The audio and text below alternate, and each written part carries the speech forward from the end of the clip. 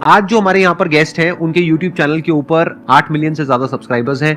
ये दो को फाउंडर्स हैं इस कंपनी के, एक है जो टीचर है जो पढ़ाते हैं और एक है जो बैकएंड पे सारे ऑपरेशन संभालते हैं। उनको आज से पहले आपने कभी नहीं देखा होगा स्टेज पे।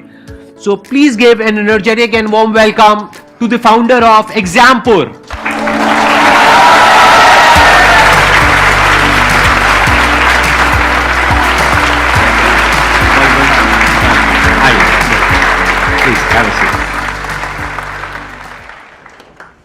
ऐसा लग रहा है कि जैसे सपना ऐसा कुछ सच हो गया हो, बिकॉज जब मैंने बीटेक की थी और जब बीटेक की शुरुआत की थी तो मैं थोड़ा सा गांव के इलाके से ज़्यादा था, तो हमें कुछ मतलब उतना होता नहीं था। तो फर्स्ट टाइम जब कोई मोटिवेशन वीडियो आप देखते हैं, कुछ यूट्यूब चलाना सीखते हैं, कुछ ऑनलाइन आते हैं, तो सबसे पहले आप ही को देखा जाना। अपना जो कॉलेज की लैब होती थी IT लैब, उसमें यही दिखते रहते थे।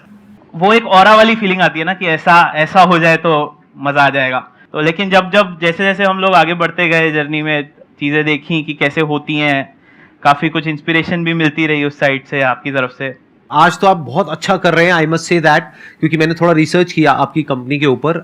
आज आई थिंक आपकी कंपनी में 600 से ज्यादा एम्प्लॉइज हैं, if I am not wrong. Yes. तो आपने अपने करियर की शुरुआत कब करी? मेरी जर्नी थोड़ी कि यहाँ पे मुझे बहुत कुछ सीखने के लिए मिला है। और मेरा क्वेश्चन सर से ये है कि सर, जब आप अपने इनिशियल स्टेजेस पे थे जस्ट टीचिंग के, तो जैसे कि आप खुद भी पढ़ रहे थे और किसी एग्ज़ाम की प्रिपरेशन भी कर रहे थे, तो बहुत सारे ऐसे बच्चे, जैसे मैं भी हूँ, मैं पढ़ाती भी हूँ और मैं कुछ कॉम्पिटिटिव एग्ज़ाम की प्रिपरेशन भी कर रही हूँ। तो कई बार क्या होता है कि हम एक बार में क्लियर नहीं करते उस चीज़ को, हमें एक दो मतलब बहुत सारे अटैम्प्ट देने पड़ते हैं। तो उस टाइम में माइंड में एक थॉट चलता है कि हम तो इतनी बार फेल हो गए हैं, क्या पता हम अपने स्टूडेंट्स को उतना अच्छा दे पा रहे हैं कि नहीं। तो इस डीमोटिवेशन से कैसे खुद को टैकल करें?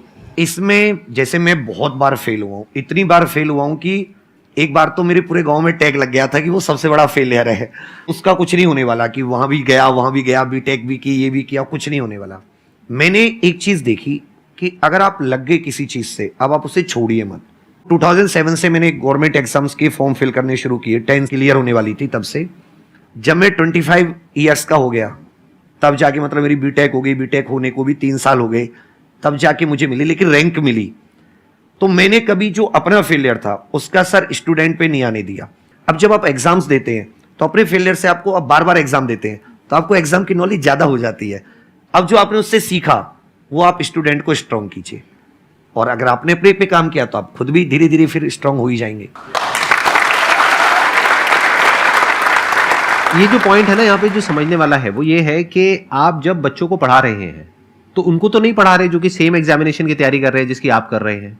आप अगर खुद एक एग्जामिनेशन की तैयारी कर रहे हैं तो हो सकता है ऐसे बच्चों को पढ़ा रहे हैं जो आपसे 3 साल 4 साल 5 साल पीछे हैं। मान लो अभी आप अपनी ग्रेजुएशन पूरी कर चुके हैं और आप बच्चों को पढ़ा रहे हैं जो 11th में है, 12th में है, राइट? ऐसे ही कुछ कर रहे होंगे।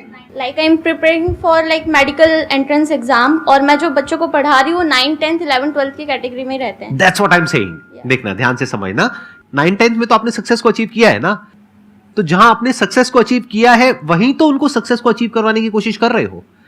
अभी आप मेडिकल की तैयारी कर रहे हो, दैट मींस आप अपनी 12th क्लियर कर चुके हो, एंड आई एम श्योर आपने अच्छे मार्क्स से क्लियर करी होगी। मैं ठीक कह रहा हूं ना? Yes, तो जब आपने अच्छे मार्क्स से क्लियर करी है तो आप कैपेबल हो उन लोगों को अच्छे से पढ़ाने में और उन लोगों की अच्छे से तैयारी करवाने में। तो कभी भी अपने आप को अंडर एस्टिमेट नहीं करना चाहिए।